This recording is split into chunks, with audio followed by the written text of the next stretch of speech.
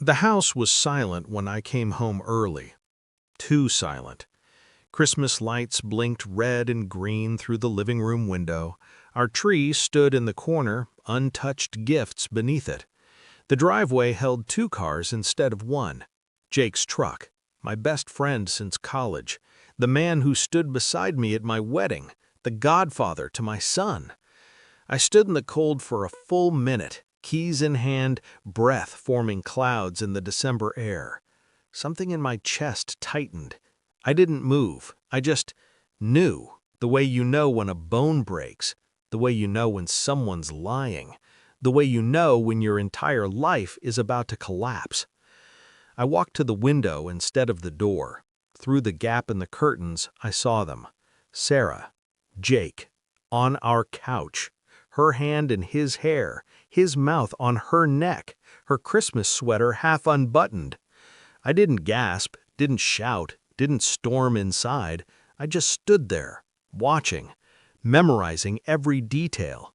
The way she smiled at him, the way she never smiled at me anymore. I backed away slowly, got in my car, and drove around the block. Came back 10 minutes later, loud this time, honking, announcing my arrival. By the time I walked in, Jake was sitting on the opposite chair. Sarah was in the kitchen, both fully dressed, both lying. "Hey man," Jake called out. "Merry Christmas Eve." I smiled. "Merry Christmas." I didn't sleep that night. Sarah curled up beside me, her back to me like always. I stared at the ceiling, replaying what I'd seen, over and over. How long? How many times? How many lies had I swallowed? In the morning, she kissed my cheek, made coffee, asked if I slept well. "Like a baby," I said. Jake texted me, "Great seeing you last night, bro. Let's grab beers next week." I replied, "Sounds good." I went to work, smiled at coworkers, answered emails, but inside I was cataloging everything. The nights she said she was at yoga, the weekends Jake claimed he was visiting his mom, the phone calls that ended abruptly when I entered the room. I'd been blind, or I'd refused to see. Now I saw everything. That evening I suggested we take our son to my parents for Christmas. Sarah hesitated. "I thought we'd stay home this year," she said. "He hasn't seen them in months," I pressed. She agreed, reluctantly. We dropped him off. Just her and me now. Time to dig. I started with her phone. She left it on the charger while showering. No password, she'd always said she had nothing to hide. I opened her messages, deleted conversations, empty threads with Jake. Too empty. But I knew where to look. I found her hidden photo album, the one buried in her cloud storage. Photos of them, dates I'd been working late, hotels I recognized, his hand on her thigh, her lips on his cheek. 6 months. It had been going on for 6 months. I closed the app, put her phone back, sat on the edge of the bed. My hands didn't shake. My heart didn't race. I felt nothing. No, that's wrong. I felt clarity. I ordered a voice-activated recorder online, placed it under the passenger seat of her car. I installed tracking software on her phone when she wasn't looking. I created a separate email account and forwarded myself every piece of evidence I found. I became a ghost in my own home, present but absent, smiling but watching. She didn't notice, or maybe she did and didn't care. Jake came over for New Year's. We watched the game, drank beer. He clapped me on the back. "You're lucky, man," he said. "Sarah's amazing."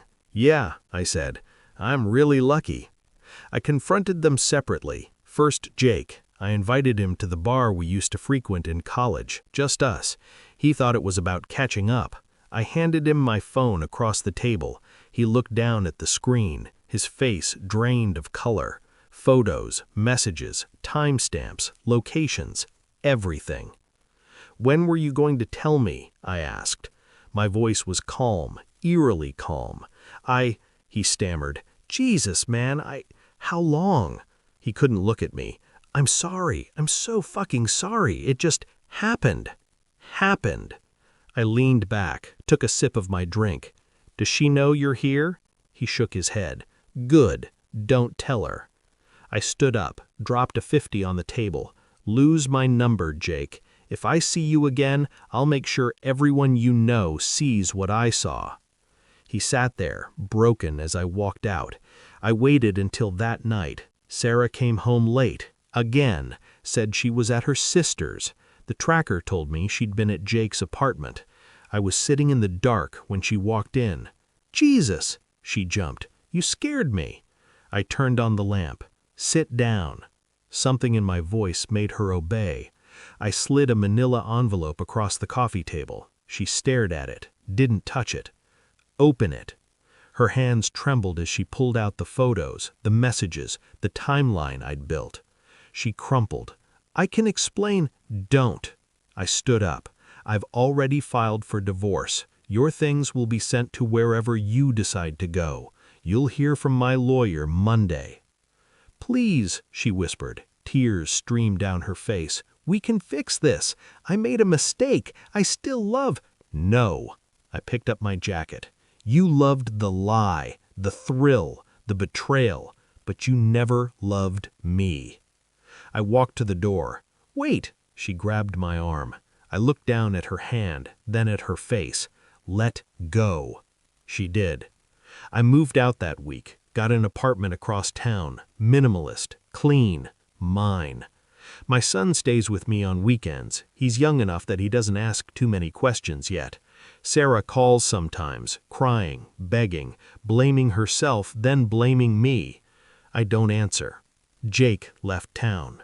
Mutual friends told me he couldn't handle the shame. Good. I don't think about them anymore. Not the way I used to. Sometimes I wonder if I ever really knew them at all, or if I just loved the versions of them I'd invented. It doesn't matter now. I learned something important. Betrayal doesn't destroy you unless you let it. I chose to walk away. I chose to rebuild. And I will never, ever trust that blindly again.